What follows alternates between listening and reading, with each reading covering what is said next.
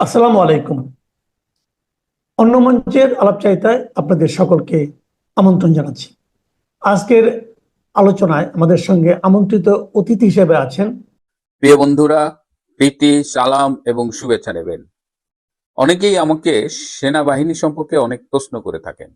অনেকেই জানতে চান যে সেনাবাহিনীতে আসলে কি হচ্ছে। কেউ কেউ খুব স্পেসিফিক জিজ্ঞেস করেছেন যে সেনা প্রধান জেনারেল ওয়াকার নাকি বন্দী, জামাত নাকি এই তাদের একজন প্রাক্তন সেনা কর্মকর্তা ব্রিগেডিয়ার আজমি তার সহায়তায় ক্ষমতা দখল করতে যাচ্ছে। আবার অনেকে বলেন যে ওয়াকার কি সামরিক শাসন জারি করবে, বা ওয়াকার বা সেনা ব্যাকড কোনো তত্ত্বাবধায়ক সরকার আসবে। এই রকমের নানামুখী প্রশ্নে এবং ক্যান্টনমেন্টের পরিস্থিতি যে স্বাভাবিক নেই এটা বুঝতে কারো অসুবিধা হয় না। পরিস্থিতি থমথমে, পরিস্থিতি গুমট, পরিস্থিতি যে কোনো সময় যে কোনো কিছু ঘটতে পারে। কিন্তু যেহেতু আমার কাছে প্রশ্নগুলো এসেছে, আমি এই সংক্ষিপ্ত পর্বে প্রশ্নগুলোর উত্তর বরং দিই। আর তেমন বিশ্লেষণে আজকে যাব না। যেমন একটা ধারণা দেওয়া হয় যে সেনাবাহিনীতে বোধহয় জামাত, হিজবুত তাহরির ভর্তি, আহ, মুক্তিযুদ্ধের পক্ষের শক্তি বা পক্ষের সেনা কর্মকর্তার সংখ্যা কম। এটি একটি ভ্রান্ত ধারণা এবং এটি একটি সুপরিকল্পিত অপপ্রচার। মনে রাখবেন যে মুক্তিযুদ্ধের পক্ষের একটি সরকার গত 16 বছরের মতো ক্ষমতায় ছিল, এবং তাদের সময়ে তাদের যে প্রমোশন, রিক্রুটমেন্ট, এখানে একটা ফিল্ট্রেশন ছিল। মুক্তিযুদ্ধের পক্ষের শক্তিকে প্রমোট করা হয়েছে, যদিও সবখানে করা হয়নি, কিছু কিছু বিষয়ে সমালোচনা আছে। তারপরেও মনে রাখবেন যে সেনাবাহিনীতে, বর্তমান সেনাবাহিনীতে 70%-এর বেশি হলো মুক্তিযুদ্ধের পক্ষের শক্তি, এবং এর বাইরে আছে যারা খুব প্রফেশনাল, যারা কোনো দল বা কোনো পক্ষে যেতে চায় না, তারাও এখন এই মুক্তিযুদ্ধের পক্ষের অংশের সাথে সুর মিলিয়েছে। কারণ সেনাবাহিনী, ওয়াকার যেভাবে সেনাবাহিনীকে একদম ধ্বংসের দ্বার প্রান্তে নিয়ে যাচ্ছেন, তাতে প্রফেশনাল অংশটা এটা খুব বেশি পছন্দ করছে না। সুতরাং সেনাবাহিনী মানেই জামাত, সেনাবাহিনী মানেই Hizbut Tahrir, this is a propaganda. মনে রাখবেন যে এটা একটা অসত্য, এটা সত্যি না, এবং এটা ইচ্ছে করে এই প্রোপাগান্ডাটা ছড়ানো হয় এই মুক্তিযুদ্ধের পক্ষের শক্তির মধ্যে একটা বিভ্রান্তি ছড়ানোর জন্য। সামরিক, বেসামরিক সবখানে এই বিভ্রান্তিটা তারা সরাচ্ছে। সুতরাং don't pay heed to this propaganda. এরপরে হলো যে জেনারেল ওয়াকার কি সামরিক শাসন জারি করে ক্ষমতা নেবেন কিনা, এটাও খুব স্পষ্ট করে আমি আপনাদের জানিয়ে দিতে চাই। এমনকি জেনারেল ওয়াকার নিজেও তার ঘনিষ্ঠজনদের বারবার বলেছেন যে তিনি কোনো অবস্থায় ক্ষমতা নেবেন না। তিনি বিভিন্ন বক্তৃতাও বলেছেন তিনি ক্ষমতা নেবেন না। এটা সত্যি, তিনি ক্ষমতা নেবেন না। হয় তার ক্ষমতা নেবার মতো হ্যাডম নেই, অথবা তার অন্য কোনো রাজনৈতিক অভিলাষ রয়েছে। তিনি নিজে রাজনীতি না করলেও আপনারা জানেন যে তিনি একটি রাজনৈতিক ধারার সমর্থক, এবং সেটি হলো জামাতি ইসলামী। তিনি ছাত্র জীবন থেকে এই জামাতি ইসলামীর সাথে মানে সম্পৃক্ত।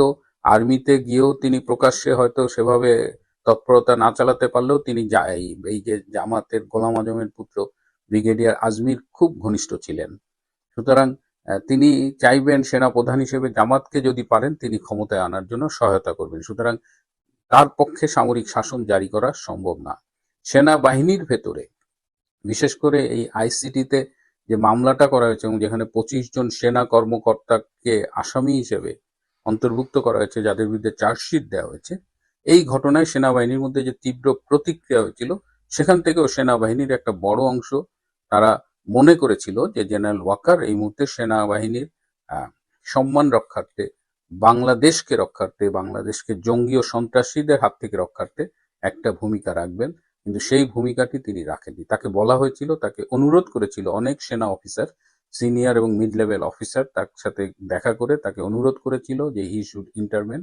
হি ডিডন্ট অ্যাগ্রি, তিনি রাজি হয়নি। আরো স্পেসিফিক ভাবে 10-12 জন সেনা কর্মকর্তাও তার কাছে গিয়েছিলেন এবং তাকে বলেছেন যে স্যার, সেনাবাহিনী এবং দেশ দুটোকেই রক্ষার ঐতিহাসিক দায়িত্ব আপনার উপরে পড়েছে। আপনি যদি কোনো সিদ্ধান্ত নেন, বাংলাদেশ সেনাবাহিনী আপনার পেছনে থাকবে। তিনি চুপ করে শুনেছেন, কিন্তু তিনি কোনো রিয়াকশন দেননি। ঘনিষ্ঠ মহলে তিনি বলেছেন যে আমি হার্টের রুগী, আমি অসুস্থ হয়ে পড়ছি, এত চাপ তো আমি নিতে পারছি না, কি ঝামেলার মধ্যে আমি পড়লাম। এবং মানে এমনও হয়েছে যে রাত 1টা পর্যন্ত জেনারেল ওয়াকার তার অফিসে মিটিং করেছেন, একের পর এক মিটিং করেছেন। সেনাবাহিনীর অনেকগুলো গ্রুপ ছোট ছোট ভাগে বিভক্ত হয়ে তার সাথে মিটিং করেছেন। ফয়জুরের নেতৃত্বে একটা গ্রুপ, অমুকের নেতৃত্বে একটা গ্রুপ, তমুকের নেতৃত্বে একটা গ্রুপ। এর বাইরেও তিনি অনেক গ্রুপের সাথে মিটিং করেছেন এবং রাত 1টা পর্যন্ত মিটিং করেছেন। তো কিন্তু তিনি শুধু শোনেন, কিন্তু তিনি কোনো কাজ করেন না। তার মনের ভেতরে কি লুকিয়ে আছে সেটা তিনি জানেন এবং ঈশ্বর জানেন। এবং আমাদের যতটুকু ধারণা সেটা হলো জামাত বিরোধী, এবং তিনি জামাতের লক্ষ্যেই কাজগুলো করছেন। এখন আরো অনেক কিছুই শোনা যাচ্ছে যে আমাদের একটা ধারণা ছিল যে সেনাবাহিনী বোধহয় জাতিসংঘ শান্তি মিশনে তাদের পার্টিসিপেশনটা এনশিওর করার জন্য জুলাই আগস্টে জেনারেল ওয়াকার একটা স্ট্যান্ড নিয়েছিলেন। কিন্তু আজকে আমরা দেখলাম যে জাতিসংঘের একটা দেশ থেকে পুরা পুলিশের একটা কন্টিনজেন্ট, বাংলাদেশি কন্টিনজেন্ট ফেরত পাঠাচ্ছে, যেখানে জাতিসংঘে ইউএন পিস কিপিং মিশনের বাজেট কার্টেল হয়েছে, 1/4 বাজেট কমে গেছে। সেখানে অন্যান্য দেশ যেগুলো ছিল সোমালিয়ার, মানে ওই দেখা যাচ্ছে অন্য দেশের আনুপাতিক হারে নাম্বার কমিয়েছে, 25% বা এরকম, আর বাংলাদেশে 100% ব্যাক করে দিচ্ছে পুলিশের কন্টিনজেন্টটাকে। তার মানে বাংলাদেশ ওই 25% কাটেল হলেও বাংলাদেশের জন্য এটা আরো বেশি কাটেল হচ্ছে, বাংলাদেশের জন্য খুব বেশি সুবিধা নেই। এদিকে যেসব সেনা কর্মকর্তা বর্তমানে ক্যান্টনমেন্টের অফিসার্স মেসে বন্দী রয়েছেন, তাদের ওয়াইফরা গত পরশুদিন আবার দেখা করেছিলেন জেনারেল ওয়াকারের সাথে, এবং তারা জেনারেল ওয়াকারকে এই তাদের স্বামীদের ব্যাপারে একটা ব্যবস্থা নিতে বলে অনুরোধ করেছেন। কিন্তু সেখানেও জেনারেল ওয়াকার সেই একই, মানে তিনি সোনাউল্লাহ, তিনি শুনে যান, কোনো কথা বলেন না এবং কোনো অ্যাকশন তো নেনই না। সুতরাং ভাবিদের মধ্যে, ক্যান্টনমেন্টে ভাবিদের মধ্যে একটা ক্ষোভ দানা বাঁধতে শুরু করেছে। এবং এই সব ঘটনায় জেনারেল ওয়াকার কিন্তু ভীষণ ভয় পেয়েছেন। তিনি আজকাল ক্যান্টনমেন্টের বাইরে যাচ্ছেন না। তার দেশের বাইরে ট্যুর ছিল, সৌদি আরবে, সেটা জানি। ভারতে যাওয়ার কথা ছিল, সেটা না যেয়ে অন্যদের পাঠিয়েছেন। এখন তিনি ক্যান্টনমেন্টেরই বাইরে যাচ্ছেন না, তিনি একেবারে তার বাসা এবং অফিসে থাকেন এবং তার নিরাপত্তা বাড়িয়েছেন। তার নিরাপত্তার জন্য তিনি কমান্ডো অফিসারদের নিয়োগ করেছেন এই জালালাবাদ, সিলেট ক্যান্টনমেন্ট থেকে এবং কুমিল্লা ক্যান্টনমেন্ট থেকে স্পেশাল ট্রেইন কমান্ডো অফিসারদের তিনি নিয়ে এসেছেন। এবং তিনি ভীষণ ভয়ে আছেন যে আসলে কি হবে না হবে। তো তার একটা হিডেন এজেন্ডা আছে, মিশন আছে জামাতকে ক্ষমতায় আনার। সেটা একদিকে যেমন, তেমন তিনি আবার ওদিকে ভারত বলেন বা অন্যান্য অনেক রাজনৈতিক শক্তি তাকে আর বিশ্বাস করে না। এমনকি আমেরিকা, তিনি বলতেন যে আমেরিকার বাইরে আমি যেতে পারবো না, কিন্তু সেই আমেরিকাও এখন আর তাকে খুব একটা রিলাই করছে না। আমেরিকা ভারতের সাথে মিলে বাংলাদেশের ব্যাপারে কোনো কিছু হয়তো সিদ্ধান্ত নেবে। এবং ভেতরে যারা বিভিন্ন সময়ে জেনারেল ওয়াকারের সাথে দেখা করেছে, জেনারেল ওয়াকারকে স্টেপ ইন করতে বলেছে বা অ্যাটলিস্ট কোনো একটা কার্যকর ভূমিকা রাখতে বলেছে, তারাও কিন্তু ক্রমে ক্রমে, মানে তারাও জোটবদ্ধ হচ্ছে, তারা ক্ষুব্ধ হচ্ছে এবং তারা সর্বশেষ জেনারেল ওয়াকারকে বলেছে যে sir, you should resign and go. আপনি কাউকে ভারপ্রাপ্ত সেনাপ্রধান করে চলে যান, then will take care of. এটা পর্যন্ত তাকে বলা হয়েছে, কিন্তু সেখানেও তিনি কোনো কথা বলেননি। সুতরাং এই যে এতগুলো ক্ষোভ, এতগুলো অফিসারদের ক্ষোভ, এই এবং যে প্রতিকূল চ্যালেঞ্জিং অবস্থার মধ্যে সেনাবাহিনী দাঁড়িয়ে আছে, যে কোনো দিন যে কোনো মুহূর্তে ঘটতে পারে। তবে যারা বলছেন যে জামাতের ব্রিগেডিয়ার আজমির সহায়তায় জামাতপন্থী সেনা কর্মকর্তারা ক্ষমতা নিচ্ছে, আর্মির ক্ষমতা নিচ্ছে এবং জেনারেল ওয়াকার এই মুহূর্তে গৃহবন্দী, তাদের এই তথ্যটি সঠিক না। জেনারেল ওয়াকার এই মুহূর্তে গৃহবন্দী না, কিন্তু তিনি স্বেচ্ছাবন্দী বলা যায়, নিজস্ব নিরাপত্তার ঘেরাটপের মধ্যে নিজেকে আটকে রেখেছেন।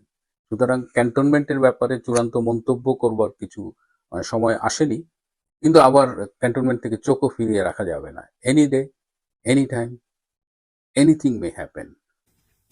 এবার ট্রাম্প ডিগবাজি খেলেন অনেকদিন পর। এবার ফাইনালি তিনি একদম মঞ্চে দাঁড়িয়ে মন্তব্য করলেন, India is a great country and my friend doing very good job, well done India, বলে তিনি একটা বিশ্ব মঞ্চ থেকে একটা ভারতবর্ষকে একটা বার্তা দিতে চাইলেন। এবং আপনাদের হঠাৎ মনে হবে যে বার্তাটা কেন? আমি বহুদিন আগে বলেছিলাম যে বাংলাদেশ থেকে পা না তুললে ভারতবর্ষ ট্রেড ডিল করবে না এবং আমেরিকার সঙ্গে বন্ধুত্বপূর্ণ সম্পর্ক বা লেনদেন কোনো কিছুই হবে না। বহুদিন ধরে আমি বলে যাচ্ছি, আপনারা সবই জানেন। তারপরে তো অনেক ট্রেড ডিল নিয়ে আলোচনা হলো, কিন্তু আলটিমেটলি কিছু হলো না। এবার দুটো জিনিস আপনাদেরকে আমি বলি যে এর সপক্ষে, যে কেন ট্রাম্প হঠাৎ এই সিদ্ধান্ত নিলেন যে ভারতের সঙ্গে তার বন্ধুত্বপূর্ণ সম্পর্ক চাই, না হলে পরে তার বিপদ আছে। হচ্ছে আপনারা সবাই জানেন, চায়না বলে দিয়েছে যে তারা রেয়ার আর্থ মিনারেল আর সাপ্লাই দেবে না আমেরিকাকে। ভারতের জন্য দরজা খুলে দিয়েছে, ভারতকে পরিষ্কার বলে দিয়েছে আপনার যত রেয়ার আর্থ মিনারেল আপনার দরকার আছে আপনি আমাদের কাছ থেকে নিয়ে যান। চায়নাতে যা রেয়ার আর্থ মিনারেল রয়েছে তার 90% চায়না একদম উত্তোলন করে। 90%, মানে যতটা উত্তোলন করা সম্ভব তার 90% চায়না উত্তোলন করে বছরে। এখন সেটা এতদিন আমেরিকা যেত। আর এই রেয়ার আর্থ মিনারেল, বিরল খনিজ ছাড়া আপনার এই কম্পিউটার থেকে স্যাটেলাইট পর্যন্ত, মোবাইল, ট্যাবলেট, টেলিফোন কিচ্ছু চলবে না। আমি বলেছিলাম আর 2 মাসের মতো বাকি আছে রেয়ার আর্থ, আর 2 মাস। এই যে চায়নার উপরে 100% আরো চাপিয়ে দিলেন, উনি কি করতে চাইছেন জানি না। সিআই এর মত একরকম, মানে ওয়াশিংটন ডিসির মত একরকম, হোয়াইট হাউসের মত একরকম, পেন্টাগনের মত আলাদা। এদের স্টেট ডিপার্টমেন্ট এবং ডিফেন্স ডিপার্টমেন্টের মধ্যে কোনো তালমিল নেই। এখন ডিফেন্স ডিপার্টমেন্ট যারা আছে তারা চায় যে আপনার এই বাংলাদেশের সঙ্গে শত্রুতা বজায় রাখো, কিন্তু দেশ তো চালাতে হবে হোয়াইট হাউসকে। এখন দেশ তো আর মিলিটারি চালাবে না, তো দেশ চালাতে গেলে একটুখানি ভেবে চিন্তে চালাতে হয়। এবার আমেরিকা দেখছে যে আমি রেয়ার আর্থ মিনারেল যদি 2 মাস বাদে আমি না পাই, আমি তেল দিয়ে কি করব? আমি ট্যারিফ নিয়ে অনেক ঝামেলা করলাম, H-1 ভিসা নিয়ে ঝামেলা করলাম, আমি এখান থেকে ধরে ভারতীয়দের ফেরত পাঠাবার হুমকিও দিলাম, কোনোটাই কাজ হলো না। নরেন্দ্র মোদী একটা কথাও বললেন না। এবার চায়না বলছে আমাকে দেবে না, তাহলে একমাত্র পথ হলো ভারতবর্ষ। তার উপরে চায়না আবার হুমকি দিয়ে দিয়েছে যে 25 ডিসেম্বর ক্রিসমাস এবং 1 জানুয়ারি বর্ষবরণের রাতে তারা যে সমস্ত সাজানো গোছানো এই খ্রিস্টানরা পড়ে থাকে সেই সমস্ত মেটেরিয়াল যা আছে তা তারা সাপ্লাই করবে না। এবং আমেরিকার যে সমস্ত মানে আমদানিকারক আছে তারাও বিবৃতি দিয়ে জানিয়ে দিয়েছে যে আমরা আর আমদানি করব না। 100%, 104% ছিল আগে, 104% শুল্ক চাপিয়ে সেই মাল আমরা আর বেচতে পারবো না। উল্টে ভারত কি করেছে, চীন যেমন ওষুধের পুরো দরজা খুলে দিয়েছে ভারতের জন্য, কারণ আমেরিকা বলেছে ওষুধের উপরে আমি 100% ট্যারিফ চাপাবো। ভারত ওষুধ করে না, সারা বিশ্বে ওষুধ চালান দেয়। আর বাকি যেটা আছে সেটা রাশিয়াও বলেছে আমাদের দিয়ে দিন, চায়নাও বলেছে আমাদের দিয়ে দিন, রেসিপ্রোকালি চলছে। সিআইএ যা চাইছে তার উল্টো এখন কাজ হচ্ছে হোয়াইট হাউস। হোয়াইট হাউস দেখছে যে সিআইএ এর কথা মতো যদি আমি চলতে চাই তাহলে পরে আমার আমেরিকা ডুবে যাবে। কারণ আমাদের সিআইএ চায় চায়নার সঙ্গে ভারতের দূরত্ব হোক। আর সিআইএ এর কথা শুনতে গিয়ে আমরা কি করেছি, চায়না আর ভারতকে এক করে ফেলেছি। ফলে এখন ভারতবর্ষের সঙ্গে যোগাযোগটা বাড়ানোর এখন চেষ্টা করতে হবে। আর দ্বিতীয় একটা জিনিস আপনারা লক্ষ্য করুন, কিছু 2-3 দিন আগে হঠাৎ করে বলা হলো যে আপনাদের বাংলাদেশে মার্কিন দূতাবাসে হঠাৎ সন্ত্রাসবাদী আক্রমণ হতে পারে। এই 2-3 দিন আগে, আপনাদের মনে থাকতে পারে। তো প্রচুর সোয়াট আপনাদের ওখানে সব মোতায়েন হয়ে গেল। তারপরে আমেরিকার মধ্যেই কংগ্রেসে কথা উঠলো যে দেশের পুলিশ মার খায়, সেনাবাহিনীর মধ্যে চঞ্চলতা আছে, অস্থিরতা আছে, সেই সেনাবাহিনী কি করে করবে? তাহলে আমাদের এখান থেকে ফোর্স পাঠানো হোক, 1 ডিভিশন। তার মানে তখন ভাবা হলো যে না, আমরা ডিপ্লোম্যাটিক্যালি এটা আমরা কথাবার্তা বলে আমাদের আমেরিকান ফোর্স আমাদের কি বলে এমবেসি পাহারা দেওয়ার জন্য আমরা বাংলাদেশে পাঠাবো। এই যখন অবস্থা, সেই সময় ট্রাম্প বাধা দিলেন। ট্রাম্প বললেন, অনেক হয়েছে, আমাদের কোনো স্বার্থ ওখানে সিদ্ধি হবে না, কারণ ওখানে যে জন্য আমরা গেছিলাম রেয়ার আর্থ মিনারেল ওই জায়গাটার মধ্যে নেই। তো খরচা আর যা পাবে তা দেখা যাচ্ছে যে নিয়ে কোনো লাভ নেই, সুতরাং আমি বাংলাদেশের পেছনে অর্থ ঢেলে আর সম্পর্ক নষ্ট করে ভারতের সঙ্গে আমার কি হবে, তাই এই ডায়লগটা উনি দিয়ে এখন একটু ঠান্ডা করার চেষ্টা করলেন। তারপর এই একটা ভিডিও আপনাদের আমি দেখাচ্ছি, এই ভিডিওটা দেখুন আপনারা, তাহলেই বুঝতে পারবেন ট্রাম্প ইন্ডিয়া সম্পর্কে ট্রাম্প কি বলছেন।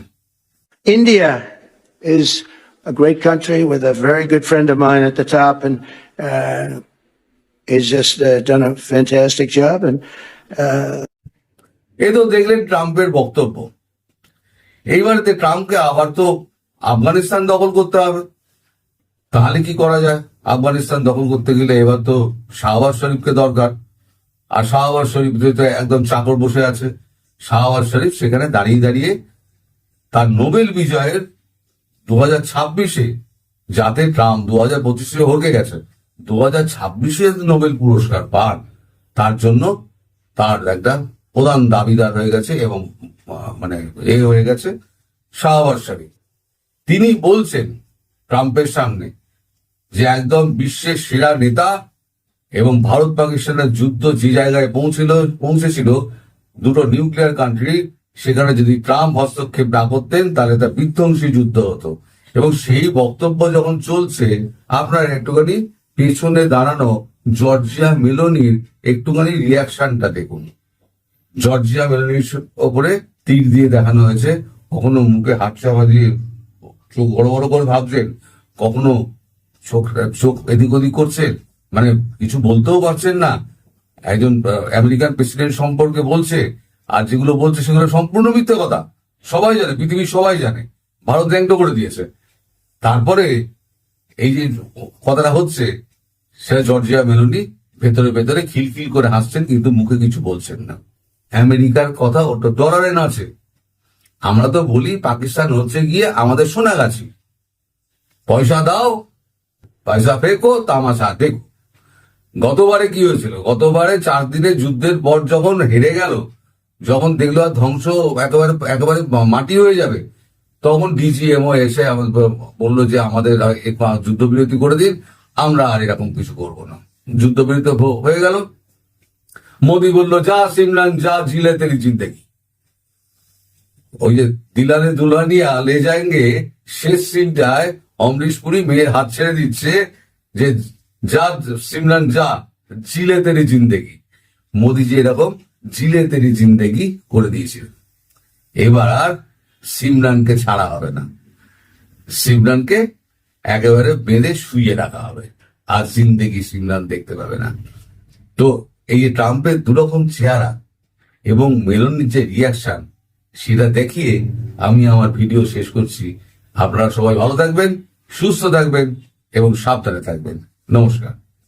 And today again, I would like to nominate this great president for Nobel Peace Prize, because I genuinely feel that he is the most genuine and most wonderful candidate for Peace Prize, because he has brought not only peace in South Asia, saved millions of people, their lives, and today here in Sharm el-Sheikh, achieving peace in Gaza is saving millions of lives in the Middle East. Mr. President, I would like to salute you.